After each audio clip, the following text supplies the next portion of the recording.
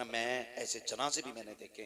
एक साहब का जनाजा जा रहा था तो एक गैर मुस्लिम आया, बोले जरा रोको रोको, इनका जनाजा नीचे रखो, मुझे मुंह देख रहा है। लोगों ने रख दिया, यार करीबी है, पड़ोसी है, देखना चाह रहा, दिखा दो। जानते हो उसने कफन हटवा के क्या कहा था? उसने कहा था, प्रधान वो जमीन के कागज किधर हैं जो तुमने मेरी जमीन पे कब्जा किया था? बेटों की शर्म से नजरें झुक गई थी। ये आंखों देखी वाली बात कर रहा हूं। वो कह रहा था वो जमीन किधर है जो तुमने मुझसे जबरदस्ती ली है? लेके जा रहे हो या छोड़ के जा रहे हो? तो भाई अगर किसी ने जनाजा रोक के इतना कह दिया तो समझ लेना ना दुनिया में खैरियत है ना आखिरत में खैरियत है। ना आखिरत में खैरियत ना दुनिया में खैरियत। ऐसी जिंदगी जी के जा, तेरे जनाजे के पीछे कोई यतीम रोक के कहे अफसोस रोटी खिलाने वाला चला गया, अफसोस कोई पानी पिलाने वाला चला गया, अफसोस ईद पे कपड़े बनाने वाला चला गया। ऐसी जिंदगी जी के जा। कसम से कोई तीजा करे ना करे, कोई 40वां करे ना करे, बरसी की फाता हो ना हो, अपने पीछे ऐसे लोग छोड़ जा जो कहे मालिक हमारा सहारा गया है, कब्र में अपनी रहमत का सहारा दे दे। 40 में एक जगह है और गरीब यतीम की एक दुआ अपनी जगह पे असर लगा। अपने पीछे से छोड़ के जाओ। मेरे हुजूर का जनाजा उठाना, अबू बकर सिद्दीक साथ में थे। गौर से सुनना, अबू बकर सिद्दीक साथ में थे। घर में से चीख के रोने की आवाज आई। फरमाने लगे कौन रोया? तो देखा एक बच्ची रो रही थी। तो आपने फरमाया क्या बात है? उसने कहा हम इसलिए रो रहे हैं, हमारे घर में कोई नहीं था करने वाला, मैं और मेरी दादी थी। हुजूर हमारी बकरियों का दूध निकालने आया करते थे, आज के बाद हमारी बकरियों का दूध कौन निकालेगा? मैं छोटी हूँ, दादी बूढ़ी, हम तो भूखे रह जाएंगे। अबू बकर सिद्दीक ने बच्ची को सीने से लगा के कहा था, बेटी परेशान मत होना, ये हुजूर का करम है कि जाते जाते अबू बकर को तेरे घर का पता दे जा रहे हैं।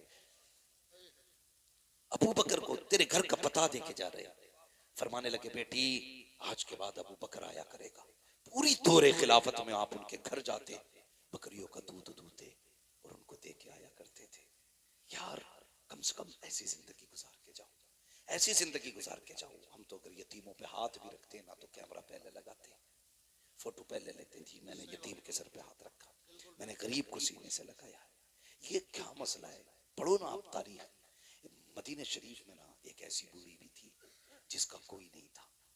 जब काम तकसीम हुए ना, हजरत उमर फारूक आजम और सहाबा कैसे लोग थे, कैसे लोग थे, नेकियां ढूंढा करते थे। कहीं काम मिल जाए ऐसा जिससे नेकी में, भाई इसे सही कर लो यार, कहीं काम मिल जाए ऐसा जिससे नेकी। पता चला एक बूढ़ी है जिसका कोई नहीं। हजरत उमर गए, दरवाजा खटखटा दिया, आवाज आई कौन? का मां तेरे दरवाजे पे आया हूं, मैं इजाजत दे तो आज से तेरा काम करूंगा, तेरे घर का काम आज से मैं किया करूंगा। बूढ़ी ने कहा नहीं बेटी, नहीं बेटे, तू घर के मेरे काम मत करना। आपने जिद की सिर्फ इसलिए ताकि नेकी मिल जाए किसी की मदद की। तो बूढ़ी कहने लगी तू है कौन? अम्मा मुझे उमर कहते हैं, मुझे उमर कहते हैं, माँ इजाजत दे तेरे घर के काम करूं। तो माँ कहने लगी बेटे कोई है जो आता है मेरे घर का काम करके चला जाता है? हजरत उमर कहते हैं क्या नाम है उसका? तो बूढ़ी कहने लगी नाम तो उसने आज तक नहीं बताया, आज तक उसने नाम नहीं बताया, आज तक नाम नहीं बताया उसने। अच्छा फिक्र हुई कि चलो आता कब है? का रात को आता है या किसी भी वक्त आता है, काम कर जाता है। हजरत उमर कहने लगे देखूंगा कौन है वो। खड़े हो गए, आधी रात गुजरी ना देखा कोई नंगे पैर दबे पैरों से आ रहा था, चेहरे पे कंबल पड़ा है। और जैसी दरवाजे पे आया हजरत उमर ने चुपके से आके कंधे पे हाथ रखा, आने वाले जरा नाम तो बता तू है कौन? अल्लाह अकबर, इतना सुना है। आने वाले ने जैसी कंबल चेहरे से हटाया, हजरत उमर फारूक आजम की चीख निकल गई। क्या देखते हैं वो छुप के आने वाला नबी का अबू बकर सिद्दीक है, वक्त का अमीरुल मोमिनीन है, अपने वक्त का खलीफा है। हैरत में है, कहते हैं अमीरुल मोमिनीन बता तो सही रात में क्यों आते हो? यार ताकि नेकी किसी पे खुल ना जाए, इसलिए सन्नाटे में आता हूँ। कहा ये तो बताइए चप्पल जूता क्यों नहीं पहना? कहा इसलिए नहीं पहनता हूँ कहीं मेरी आहट से किसी की आंख ना खुल जाए। अगर आंख खुल गई तो बात पता चल जाएगी। अगर ये नेकी का पता चल गया तो हो सकता है कयामत में खुदा मुंह पे मार दे। और यार अबू बकर हो करके अगर नंगे पैर जा करके चुप करके नेकी करता है तो बता तुझे किसने हक दे दिया है कैमरे के आगे किसी गरीब की गरीबी का मजाक उड़ाया?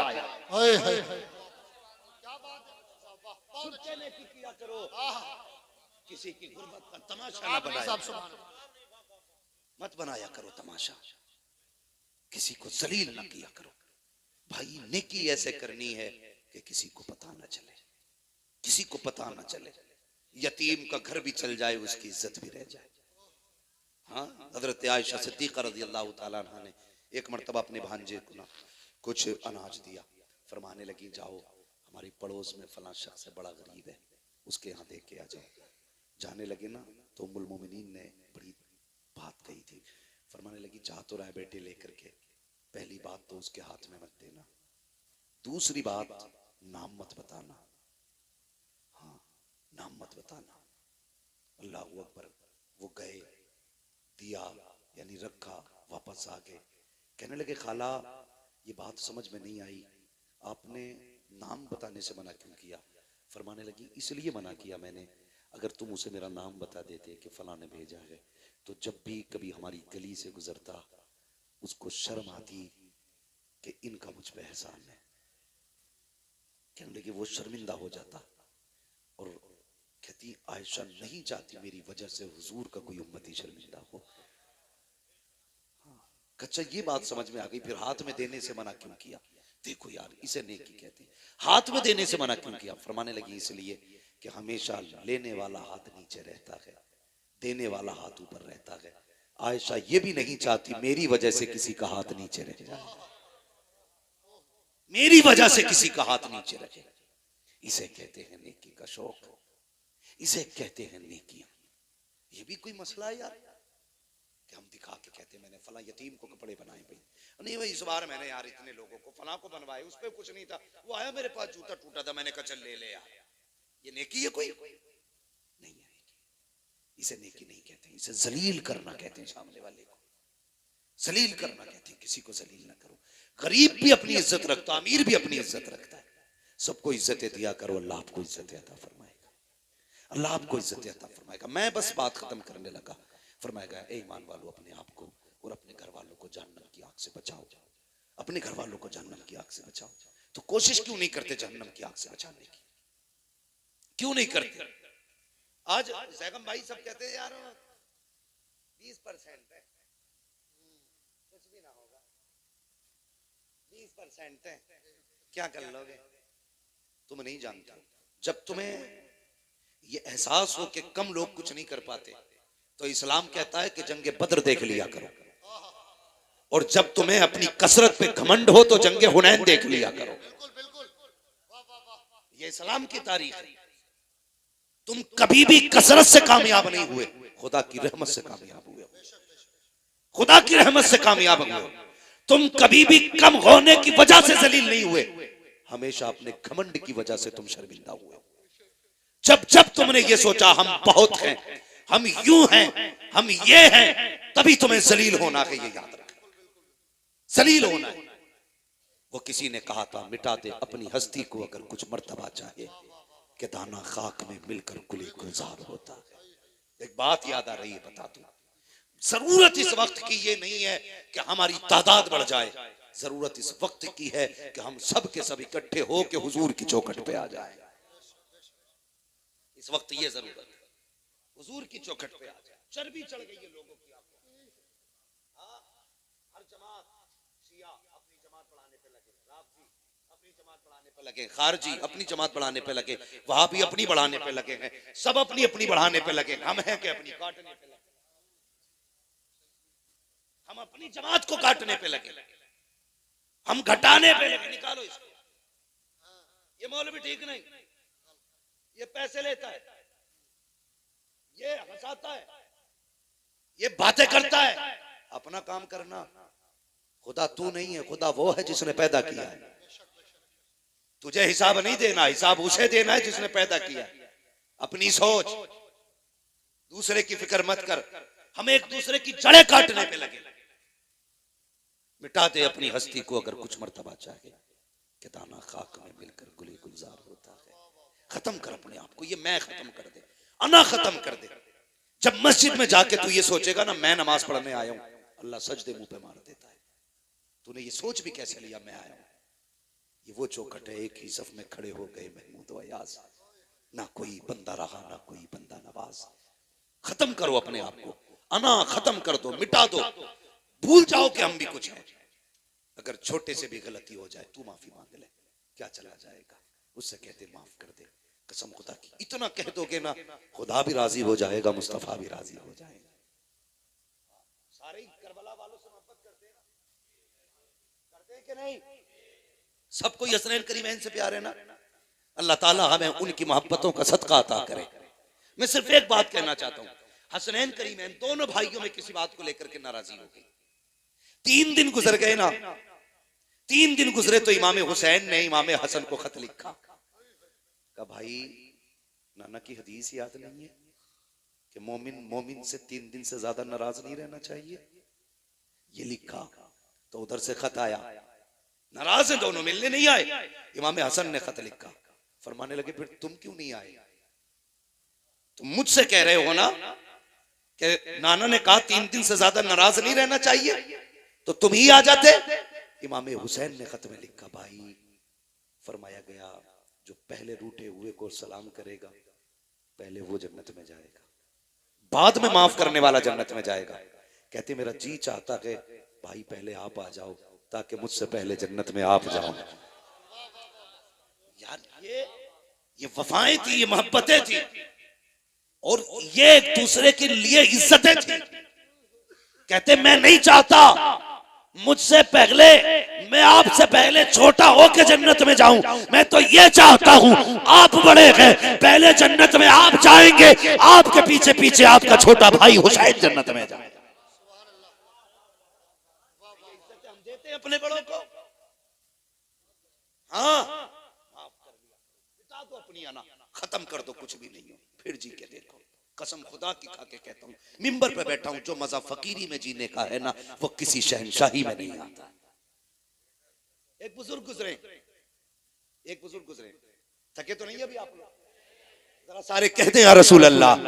हाँ थकना तो मुझे चाहिए, मैं उड़ीसा से चल करके आया और अभी सोया नहीं हूं मैं 1 घंटा भी, 24 घंटे से ऊपर जागते हुए हो गए। मगर ये है बहुत अच्छा आप सुन रहे हैं, अल्लाह आपकी समातों को सलामत रखे। हाँ माशाअल्लाह, अल्लाह सलामत रखे। तो थोड़ा सा जरा आप अच्छा सुन रहे हैं इसलिए मैं बात बढ़ा दे रहा हूं। हजरत की भी गुफ्तगू होनी है, हालांकि ये बात मुझे नागवार गुजर रही है। हाँ मुझे एक एहसास हो रहा है कि हमारे जमात के बुजुर्ग बैठे हुए हैं। घर है तो क्या हुआ, है तो मौलाना एहसान, ये ख्याल रखिएगा। लोग कहते हैं घर की मुर्गी दाल बराबर, दाल बराबर तो होती है लेकिन पता है ना क्या खाती है, कितना खाती है? तुम खा जाते हो, तुम्हें नहीं लगता असर, मुर्गी क्या खाती है ये पता होना चाहिए, है जी। जरा गौर करें, हजरत तशरीफ फरमाए, बस मैं बात पूरी करने लगा हूं भाई, जरा तवज्जो करें। कोई मसला नहीं है, आप 10 रुपए भी ना दें, खाली सुभान अल्लाह ही कहते रहें। मैं आ गया हूं मोहब्बत में आपके, ये बात मैं उनसे कह रहा हूं अपने भाई से। बाकी आपसे सिर्फ इतनी गुजारिश है, बात सुन लें, कोई बात नहीं, जब दिल करे तब दे दिए, खाते में डाल देना, कोई मसला नहीं है। इनसे बड़ा गहरा ताल्लुक है, मैं मोहब्बत है मुझे, अल्लाह सलामत रखे मेरे शुएब भाई को और इनके पूरे परिवार को, इनकी फैमिली को, अल्लाह खुदा की रहमत है, अल्लाह ताला अपनी रहमत अता फरमाए। बस मैं अर्ज कर रहा था कि अपने आप को मिटाना भी कोई चीज होती है। एक बुजुर्ग गुजरे, हजरत अब्दुल्लाह इब्न जुबैर, बड़े पाए के बुजुर्ग गुजरे, गालिबन सिलसिला चिश्तिया या कादरिया में बुजुर्ग हुए। इन्होंने ना सिर्फ इस ख्याल से शादी नहीं की थी कि अगर मैं शादी कर लूंगा तो अज़दवाजी जिंदगी के जो मामूलात होते हैं, जो जरूरियात होती है, वो रब की इबादत में खलल डालेंगी। ये सोच के निकाह नहीं किया। ये मत सोचना मैं तुमसे मना कर रहा हूं, तुम करना, तुम्हारा करना फर्ज है। ये उन्हीं जैसे लोगों को इजाजत थी जो अपने नफ्स पे काबू करके बैठे थे, जो नफ्स के गुलाम नहीं, नफ्स के बादशाह थे। नफ्स वो करता था जो वो कहते थे। इस ख्याल से ज़ैनब भाई उन्होंने शादी नहीं की। एक दिन रिवायत पढ़ी तो उसमें उन्होंने देखा कि जन्नत में कोई भी जवान बिना बीवी के नहीं होगा। अल्लाह जन्नत में सारे लोगों का निकाह फरमाएगा। आप तो खुश हो जाओ भाई, जिनकी नहीं हुई अब तो उनका भी नंबर लगने वाला है। सबको अल्लाह जन्नत में बीवी देगा। कहने लगे अच्छा तो फिर तो हमारी भी होनी है वहां, जब होनी है सबकी तो हमारी भी होगी। बहुत बड़े वली थे, हाथ उठा दिए, कहने लगे अल्लाह वो दिखा ना जो जन्नत में मेरे साथ रहेगी। मैं अपनी जन्नत वाली बीवी को देखना चाहता हूं। पहले दिन दुआ मांगी, कुछ नहीं हुआ। दूसरे दिन दुआ मांगी, कुछ नहीं हुआ। तीसरे दिन दुआ की उन्होंने, लेटे, आंख लगी, तो जब आंख लगी ना, एक खातून सामने आई, रंग काला, रंग काला, पुराना लिबास, पागलों जैसी हालत, और कहने लगी अब्दुल्ला मैं मैमूना वलीद हूं, मैं बसरा में रहती हूं। बस इतना सुना ना, उठे बसरा चल दिए, बस्ती में पहुंचे। कहने लगे मैमूना वलीद कहां मिलेंगे? लोगों ने कपड़े देखे, हुजूर आप मैमूना वलीद को पूछ रहे हैं? इतने बड़े आलिम हो के उससे क्या काम? कहा क्यों? का वो तो पागल है। कहा क्यों? का लोग पत्थर मारते हैं उसको। कहा क्यों मारते हैं? का जब लोग हंसते हैं तो वो रोती है, लोग रोते हैं तो वो हंसती है, दीवानी है वो। का कहां मिलेगी? का हुजूर वो उजरत पे हमारी बकरियां चराती है। कहने लगे शाम को आ जाएगी, इंतजार कर लीजिए, जब आ जाए तो मुलाकात हो जाएगी। फरमाने लगे वक्त कम है, अभी बताओ कहां मिलेगी? कहा इस तरफ चले जाइए। जब आप चले ना उस जंगल में, खुद फरमाते हैं जब मैं चला ना तो मैं जहां कदम रखता था वहीं सांप, कीड़े, भयानक जानवर नजर आ रहे थे। कहते मैं हैरत में था, मैमूना कैसी औरत है, ऐसे जहरीले जंगल में रहा करती है जहां कदम कदम पे सांप रहते हैं, कदम कदम पे जानवर रहते हैं। कहते मैं हैरत से बचा बचा के मैं आगे बढ़ा, क्या देखता हूं कि जो मैमूना वलीद की बकरियां हैं वो चल रही हैं, और मैमूना वलीद मुसल्ले पे खड़े होके जंगल में रब की इबादत कर रही है। मैं हैरत में था, मैं सोचने लगा इसकी बकरियों को कुछ होता नहीं है, कहीं जाती नहीं है। का जब बकरियों की तरफ देखा, देखता रह गया। क्या देखता हूं? अगर कोई बकरी रेवड़ से अलग होती है तो शेर जाता है, कान पकड़ता है, लाकर रेवड़ में खड़ा कर देता है कि मैमूना नमाज में है, बकरियों की रखवाली शेर कर रहे हैं। अल्लाह अकबर। कहते मैं तो शेरों को देखता रहा, बकरियों को देखता रहा। कब मैमूना ने सलाम फेर दिया, मुझे पता ना चला। मैमूना कहती है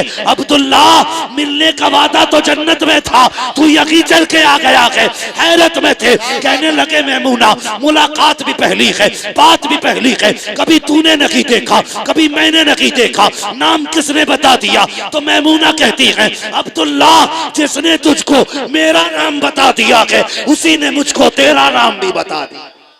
सुभान अल्लाह, सुभान अल्लाह, वाह वाह वाह वाह। अब अगली बात सुने जो मैं कहने लगा, अगली बात बहुत गौर से सुने। आप फरमाने लगे मैमूना ये तो ठीक है, चल अल्लाह ने बता दिया, लेकिन एक बात बता, ये तेरी बकरियों से शेरों ने दोस्ती कब से कर ली? तू नमाज पढ़ती रहती है, तेरी बकरियां शेर चराते, ये इनमें शेर बकरियों में दोस्ती कब से हो गई? मुस्कुरा के कहने लगी अब्दुल्ला जब से मैंने अल्लाह से दोस्ती कर ली है, शेरों ने मेरी बकरियों से दोस्ती कर ली है। शेरों ने मेरी बकरियों से दोस्ती कर ली है। बस ये कहना चाहता था मैं, हाँ, कि अपने आप को खत्म कर दो, कुछ मत समझो, कुछ नहीं है, सब कुछ अल्लाह है, सब कुछ उसी की कुदरत में है। वो जितनी सांसें देगा इतने जिएंगे, वो जिस दिन छीन ले लेगा उस दिन कोई सांस देने नहीं आएगा। किसी पैसे, किसी दौलत, किसी शोहरत, किसी पावर के जरिए आप सांसें वापस नहीं ला सकते, नहीं ला सकते। मैंने ये बात बताई थी, वो सिकंदर जो बादशाह गुजरा है 22-23 साल की उम्र में आधी दुनिया फतह कर ली उसने, पूरी दुनिया फतह करने का ख्वाब रखता था वो। अपने मुल्क से बाहर गया, किसी सांप ने काट लिया, जहर फैलने लगा उसका। डॉक्टरों ने, तबीबों ने बहुत इलाज किया, ठीक नहीं हुआ। कह दिया बचने के चांसेस कम है। जानते हो उसने क्या कहा था? उसने कहा था कोई मेरी सारी मिल्कियत ले ले, सारी दौलत ले ले, सिर्फ इतनी सांसें उधार दे दे कि अपने वतन में जाके मर सकूं, अपने वतन में जाके मर सकूं। कोई इतनी सांसें वापस कर दे मुझे कि मैं अपने वतन में मरना चाहता हूं। वजीर खड़ा हो गया, कहने लगा कोई भी सारी कायनात लेके सांसें नहीं दे सकता। तो उसने कहा अच्छा, का फिर एक बात मेरी सुन लो, अगर मैं मर जाऊं तो कफन से मेरे दोनों हाथ निकालना, ताकि दुनिया को ये पता चल जाए कि सिकंदर दुनिया में आया था तब भी खाली हाथ था, गया था तब भी खाली हाथ था। दौलत किसी की नहीं है, इसके लिए अपनों को मत छोड़ो, इसके लिए परिवार मत तोड़ो, इसके लिए अपनों के दिल मत तोड़ो। क्या चीज है यार 100-200 रुपए, 1000, 10,000, 1 लाख की भी औकात क्या है। एक फोड़ा कमर में निकल आए 10 लाख लग जाते हैं 2 दिन के अंदर। यार वो 10 लाख बजाय डॉक्टर को देने के अपनों पे लगा दिया करो, अपने दस्तरखान पे बैठा के अपनों को खिला लिया करो। जब तेरे अपने खुश होके तेरे लिए दुआ करेंगे, खुदा की कसम ना तेरा पैसा वकीलों पे जाएगा ना डॉक्टरों पे जाएगा, तो दुनिया में भी इज्जत से रहेगा, आखिरत में भी इज्जत से रहेगा। इसलिए मेरी गुजारिश है, मुत्तहिद रहें, मोहब्बत से रहें, परिवार को समेट के रहें, एक दूसरे का बाजू बन के रहें। खत्म कर दो इंच बीघे भर की जमीनों की लड़ाइयां। यार कोई भी जमीन जान से ज्यादा नहीं हो सकती, खून से ज्यादा नहीं हो सकती है, कोई भी दौलत अपनों से ज्यादा नहीं हो सकती है। अगर बिछड़ने के दर्द का एहसास ना हो तो उनसे पूछो जिन्होंने अपनों के जनाजे उठाए हैं, उठाने के बाद कभी सीधे नहीं हो पाए, कभी सीधे नहीं हो पाए। ये वो हैं जो किसी बाजार में नहीं मिलेंगे, किसी मेले में नहीं मिलेंगे, किसी कारखाने में नहीं मिलेंगे। ये सिर्फ वो प्रोडक्ट था जो कारखाने कुदरत से बना, एक बार मिला तुझे दोबारा नहीं मिलेगा, दोबारा नहीं मिलेगा। कदर करें इनकी, इज्जत करें। और सबसे ज्यादा इज्जत का हकदार बाप होता है, माँ होती है, अपना परिवार होता है। लोग कहते हैं मैं फलां की जगह गया था, शादी में 10,000 दे के आया, और ये देखता नहीं तेरी फूफी की बेटियां जहेज की वजह से घर पे बैठी है, तू उन्हें जहेज नहीं दे पाया। तेरी खाला की बेटियां जहेज की वजह से बैठी हैं, तू जाके संभल के चौराहे पे इसलिए जहेज रखवा के आया ताकि कल अखबार में आ जाए। सगी फूफी खलेरी बहनों मुमेरी बहनों को इसलिए नहीं दिया कि किसी को पता नहीं चलेगा। यार देना ही वही होता है जो किसी को पता ना चले। अपनों को लेके चले, मिला के चले, खर्च करो इन पे, अल्लाह तुम्हारे दस्तरखान पे इनके हिस्से का भी रिज़्क अता करे।